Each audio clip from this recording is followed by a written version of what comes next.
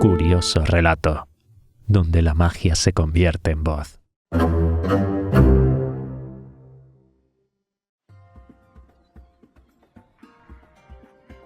Capítulo 25.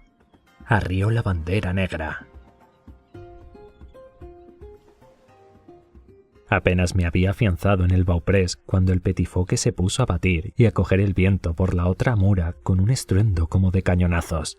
La goleta se estremeció hasta la quilla con este cambio de dirección, pero al cabo de un momento, mientras las otras velas seguían tendidas, el petifoque batió de nuevo y luego se quedó colgando lacio.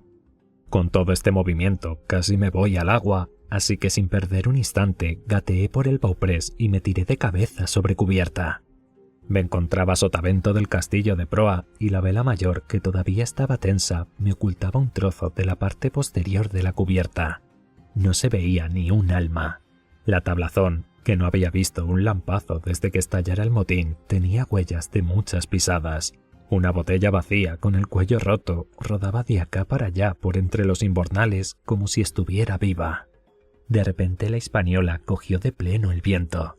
Detrás de mí los foques crujieron con fuerza, el timón pegó un bandazo, la nave entera brincó y se tambaleó como para hacer echar la primera papilla cualquiera y al mismo tiempo el botalón de la vela mayor giró hacia adentro, la lona gimió en los motones y quedó ante mi vista la parte posterior de la cubierta sotavento. Allí estaban los dos vigías en carne y hueso. El del gorro rojo yacía de espaldas, más tieso que un bichero, con los brazos en cruz y enseñando los dientes por los labios entreabiertos. Israel Hands, apoyado contra la borda, con la barbilla sobre el pecho, las manos abiertas caídas sobre la cubierta por delante de él y la cara tan pálida bajo la piel tostada como una vela de sebo. Durante un rato el barco siguió dando sacudidas y bandazos como un caballo resabiado, con las velas hinchándose ora por una mura, ora por otra, y el botalón girando de acá para allá hasta que el mástil crujía escandalosamente bajo la tensión. También una y otra vez una nube de rociones entraba por la borda y la proa del barco chocaba contra el oleaje. Aquella nave tan grande y bien aparejada se defendía peor contra el temporal que mi escorado coraclo de fabricación casera que había cavado en el fondo del mar. A cada brinco que pegaba la goleta, el del gorro rojo daba un bandazo, pero lo que más impresionaba era ver que ni su postura ni su mueca, que dejaba al descubierto los dientes, cambiaba lo más mínimo a pesar de los vaivenes.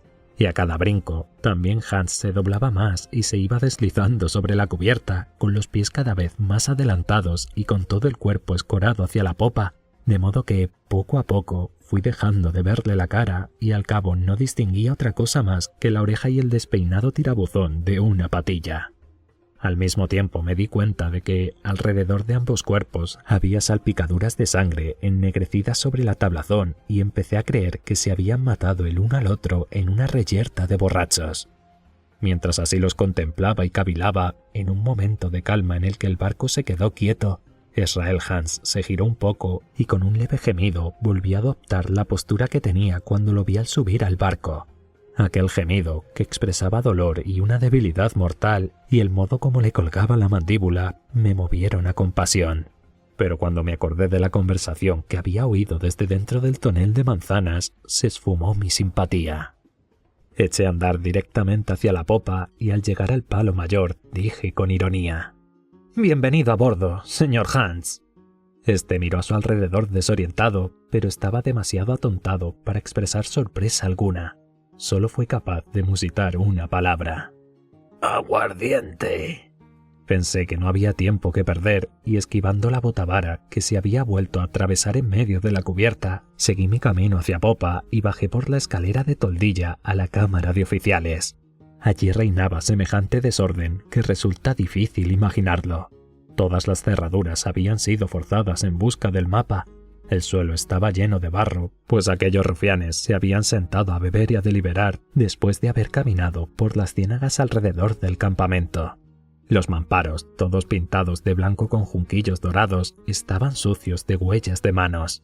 Docenas de botellas vacías se entrechocaban en las esquinas con el movimiento del barco. Encima de la mesa se veía uno de los libros de consulta del doctor, al que le habían arrancado la mitad de las hojas, supongo que para encender las pipas con ellas. En medio de todo aquello, la llama del quinqué seguía echando humo con un resplandor tenue y terroso. Bajé a la bodega, no quedaba ni un solo barril y habían bebido y tirado una cantidad impresionante de botellas. Efectivamente, desde que se habían amotinado, ni uno solo de aquellos marineros había estado sobrio en ningún momento. Revolví un poco y encontré una botella de aguardiente para Hans, y para mí localicé algunas galletas, frutas en conserva, un gran racimo de uvas pasas y un pedazo de queso. Con ello subí a cubierta y puse mis propias provisiones detrás del gobierno y fuera del alcance del timonel. Luego me acerqué a la tinaja de agua, eché un buen trago y solo entonces, pero no antes, le di a Hans el aguardiente. Debió de beberse un cuarto de pinta antes de despegar el morro de la botella y luego exclamó: «¡Rayos! ¡Qué falta me hacía!». Yo ya estaba sentado en mi rincón y me había puesto a comer. ¿Os encontráis muy mal?, le pregunté. Gruñó, o más bien diría que ladró y me contestó: «Si el matasanos estuviera a bordo, me pondría bueno en un abrir y cerrar de ojos, pero ya ves, tengo una suerte muy negra, eso es lo que me pasa. En cuanto a ese patán, está muerto y bien muerto», añadió señalando al hombre del gorro rojo. «De todas maneras, era un marinero de 3 al cuarto. ¿Y tú, de dónde diablos has salido?». «Estoy aquí para tomar posesión del barco, señor Hans», le contesté. «y hacedme el favor de considerarme vuestro capitán hasta nueva orden». Me lanzó una mirada aviesa, pero no dijo ni pío. Sus mejillas habían recobrado algo de color, pero todavía parecía muy débil y seguía dando tumbos con el vaivén del barco. «Y por cierto», continué, «no quiero ver esa bandera, señor Hans. Con vuestro permiso voy a arriarla. Mejor es no llevar ninguna que llevar esa». Volví de nuevo a esquivar la botavara, corrí hacia las trizas, arrié la maldita enseña negra y la tiré al mar al tiempo que decía agitando mi gorra: «¡Dios salve al rey! Este es el final del Capitán Silver». El otro me miraba de soslayo con toda atención, con la barbilla aún hundida en el pecho. Al fin dijo: «Me imagino, Capitán Hawkins, que querrás regresar a tierra ahora. ¿Qué te parece si hablamos?». «Naturalmente», repuse. «Faltaría más, señor Hans. Hablad». Y volví a ponerme a comer con mucho apetito. «Ese hombre», empezó a decir Hans, indicando con un débil movimiento de cabeza el cadáver, «se llamaba O'Brien. Era un irlandés muy bruto. Ese hombre y yo desplegamos las velas con la intención de regresar. Resulta que él ahora está muerto y bien muerto, y no sé quién va a pilotar el barco. Sin que yo te eche una mano, me parece a mí que no serás capaz. Mira lo que te digo. Tú me das de comer y de beber, y un trapo o un pañuelo para vendarme la herida, y yo te digo cómo se pilota este barco. Si te parece, trato hecho». «Y yo os digo lo siguiente», le contesté. «no pienso regresar al fondeadero del Capitán Kidd. Tengo la intención de entrar por la bahía del norte y fondear tranquilamente en aquella costa». «Faltaría más», exclamó él. «Al fin y al cabo, no soy tan inútil. Tengo ojos en la cara, ¿no? He probado mi suerte y he perdido. Y ahora estoy en tus manos. Con que a la bahía del norte, ¿eh? ¿Qué remedio me queda? Si viniera al caso, vive Dios que te ayudaría a llegar, aunque fuera al muelle de las ejecuciones. Seguro».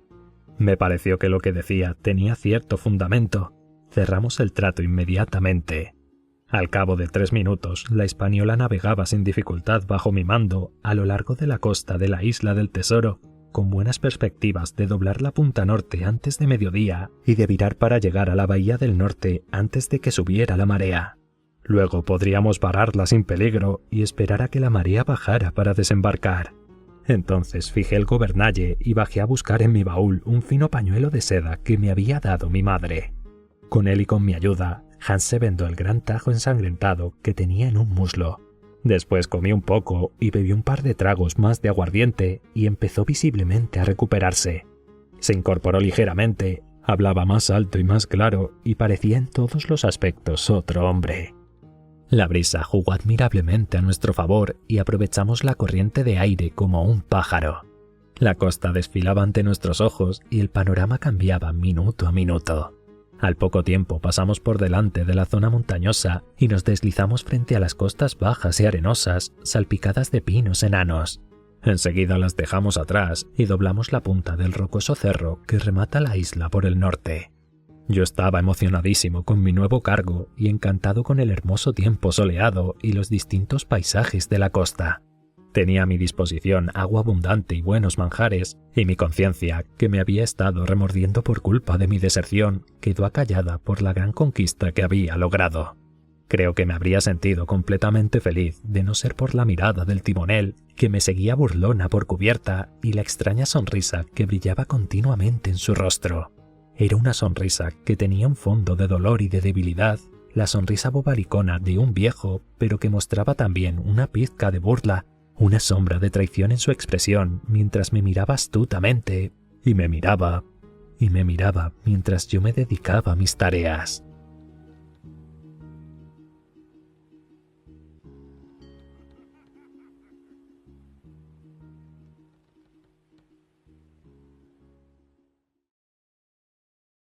Si esta historia te ha gustado, te invito a darle like, suscribirte al canal y compartirla con otros amantes de los relatos clásicos. Curioso relato, donde la magia se convierte en voz.